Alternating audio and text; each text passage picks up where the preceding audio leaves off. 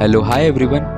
Guys एक bad news थी, मेरा एक्वेरियम लीक करने लगा है। इस चक्कर में मुझे अपना पूरा सेटअप हटाना पड़ा और मैंने अपना लीकेज चेक किया तो मेरा यहाँ माइनर सा लीकेज था और उसे मैंने तुरंत मार्क कर लिया कि मुझे याद रहे। और मैंने एक बढ़िया सॉल्यूशन निकाला, एरेलाइट करके आता है, वो बहुत सस्ता है और काफ़ी अच्छा है, तो आप लोग भी इसे यूज़ कर सकते हैं। तो मैंने इसे निकाला और मैंने फिर इसको यूज़ किया।